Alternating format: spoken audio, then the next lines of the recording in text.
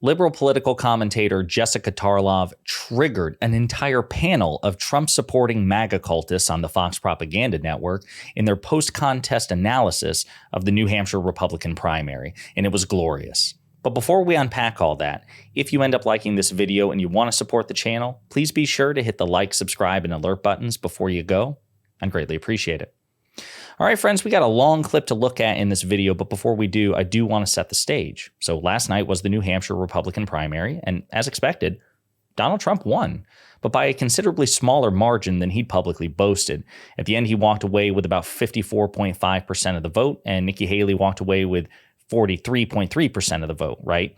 Trump boasted that he would win the New Hampshire Republican primary by like 30 points, right? So even though he decisively won, he publicly embarrassed himself in his narcissism. And when he gave his victory speech after the contest, instead of taking a victory lap, he was visibly furious and angry, and he repeatedly insulted and demeaned Nikki Haley during the speech. So with that in mind, that sets the stage for this panel on the Fox Propaganda Network. And you've got Charles Payne, Kellyanne Conway, Martha MacCallum, Brett Baier, Kayleigh McEnany, and Jessica Tarlov, who is the only sane voice. As a matter of fact, Kellyanne Conway and Kayleigh McEnany worked in the Trump White House. Okay, so these are two Trump propagandists, and the rest of the panel itself clearly aligned with Trump. So with that in mind, they talk to Jessica Tarlov about, Trump potentially winning over independent voters. Like, hey, he won the Republican primary, but how's he going to do with more moderate and independent voters? And it triggers an entire, kind of chaotic response when she gives her answer. That are voting for Nikki Haley, that some of them have voted for Ron DeSantis, who maybe is more in his lane. But the Nikki Haley voter, are they going to try to get them, do you think? Well, I'm certainly not an advisor to the Trump campaign, but it is, we talk in the millions of votes when we're talking about the general election, but it actually comes down to the tens of thousands, right? The margins in Georgia, in Arizona, in Michigan, in Pennsylvania, it's minute. Right. It can be the difference between whether you came out and you criticized your opponent's dress, which some could interpret as demeaning a woman, again, which is obviously something that he suffers from, or just making a little offhanded comment that someone says, you know what, I'm going to sit home, or actually, I want 4 more years of Joe Biden. So, yes, it would be smart, as it always was when he was president, if he would listen to Kayleigh about this. But he has an uncontrollable narcissism and rage about him when he feels insulted. And it's appealing to the base to say, we love it. He's a counterpuncher. But you've now lost a general election. You've presided over the loss of the Republican Senate, the Republican House. The abortion has been on the ballot 7 times. Democrats have swept it in all of that. And he has not moderated at all. And frankly, I don't think it's in him for him to be able to do it for more than 20 minutes. Okay, so before Charles Payne, when the MAGA cultist responds, I just want to say that everything that Jessica Tarlov said there is absolutely the case. So President Biden, for example, won the 2020 election by 7 million popular votes. It was a distinct popular vote advantage over Donald Trump. But it's not the popular vote which elects the president, it's the Electoral College. And when you consider the votes in the swing states, which if they'd gone a different way, would have allowed Donald Trump to stay in office, we're talking actually about a margin of like 44,000 votes, okay? So it's absolutely correct. But the fact of the matter is the MAGA movement does not represent the majority of the country. Republicans collectively don't represent a majority of the voting public, right? So when Jessica Tarlov says, listen, what he's doing now in the primary is good for him in the primary because he's winning the MAGA fervent cultish base, he does need to win over moderates and independents. And if you look at, the exit polling associated with the New Hampshire primary, Donald Trump only had favorability with 37% of the New Hampshire independent voting base. 61% went with Nikki Haley. So he does indeed have a very legitimate problem in this respect. Now, with that in mind, this is how Charles Payne responds to the notion that Donald Trump viciously insults and alienates Democrats and independents. Lived in New York long enough, it's maybe a New York thing. Someone punches you, you punch him back harder. That's why I grew up in Harlem. Not if the country's at stake, right?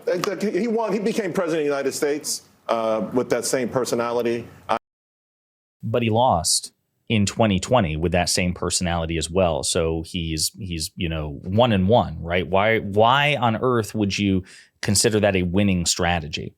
I digress. I don't think that, listen, I think it's worse with Biden calling MAGA. Biden's anger and vitriol and hatred for MAGA is far more worse than President Trump's individual battles with someone who crosses him.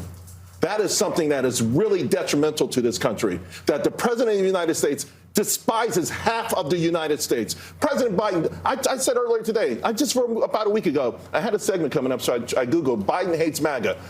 Nothing but articles after articles after articles. He has expressed hatred for half of the country. Who's writing those articles? It doesn't matter. Look it's at not. him. Because the bottom line is he says it.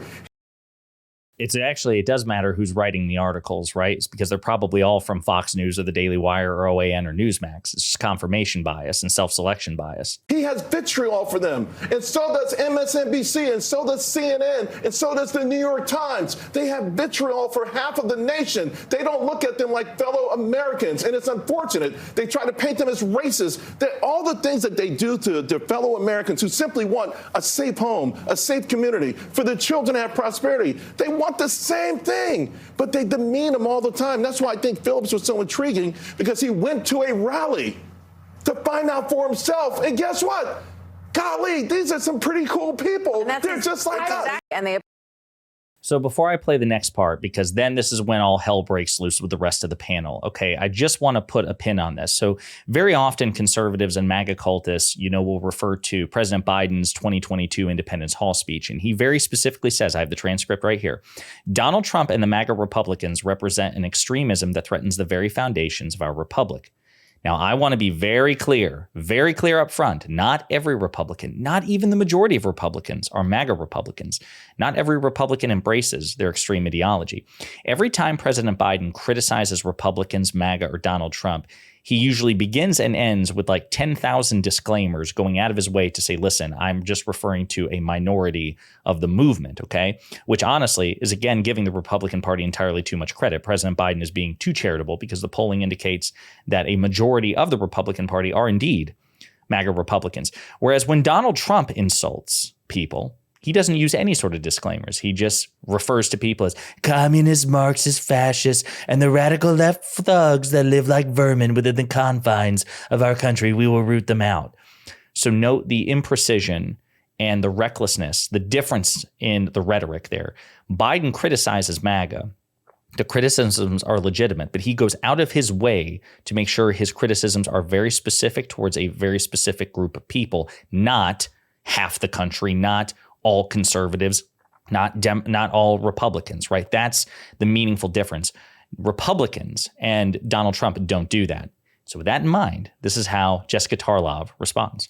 Appear to want a good economy, regardless of what label they have. That's completely fine. And I know that the lines have shifted dramatically, but Joe Biden's responsible for a lot of that. You say that he's demeaned half the country. First of all, it's 74 million people that voted for Donald Trump. And he is explicit every time he talks about the MAGA movement to say that this is a subsection of the Republican Party, which is borne out in elections when you see people voting against Donald Trump.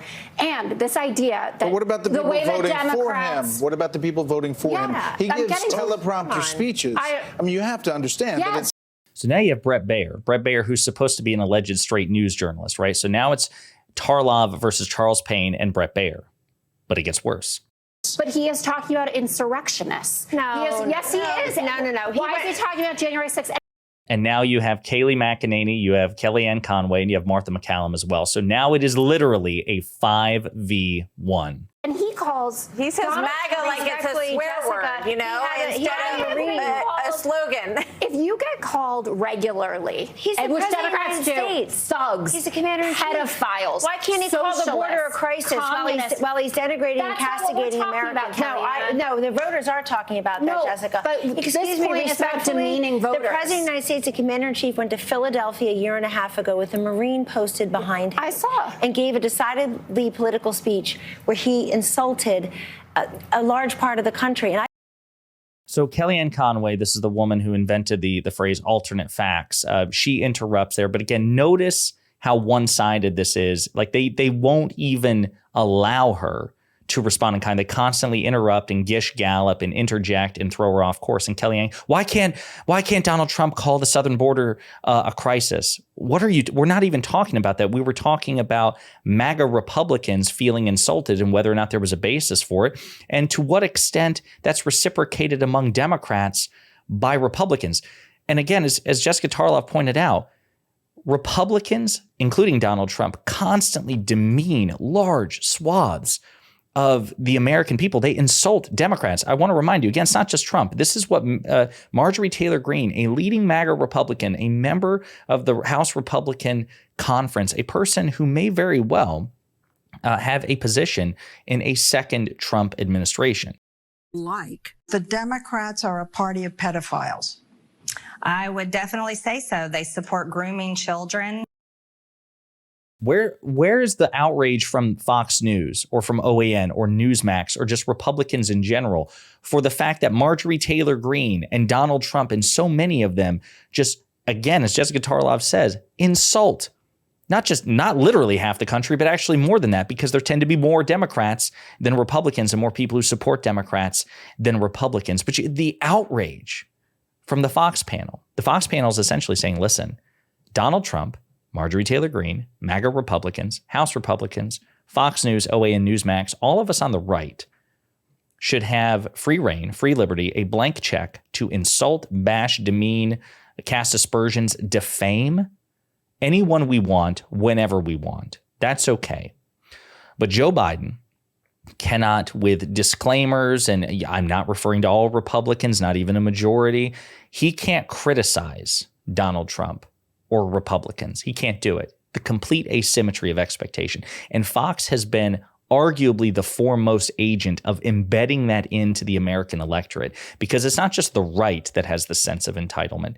Many in the middle, independents and centrists, they also grade Republicans on a curve. It's okay for Donald Trump to insult half the country. It's okay for Marjorie Taylor Greene to insult half the country. We don't care about that. But Joe Biden and Democrats can't criticize anybody they disagree with, or they clutch their pearls. This is a problem. This makes the left's and the Democrats' job, which is already challenging, infinitely harder. And that's why I categorically reject the asymmetry of expectation. That's why I spend so much time on it.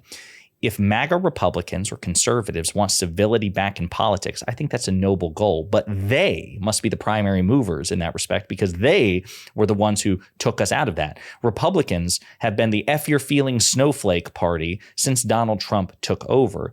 Ben Shapiro and others drinking from liberal tears mugs or leftist tears mugs. There is a spirit, an animus of incivility, not just with conservative commentators, but also elected Republicans. Again, Marjorie Taylor Greene, a Republican congresswoman, referring to the entire Democratic Party as a party of pedophiles and groomers.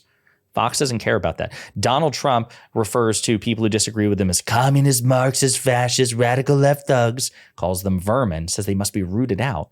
Joe Biden has never said anything remotely close to that, but they grade him on an infinitely higher standard. It's despicable, it's irrational, it's pathetic, and we should relentlessly make fun of it and demand that they pick a standard for everybody.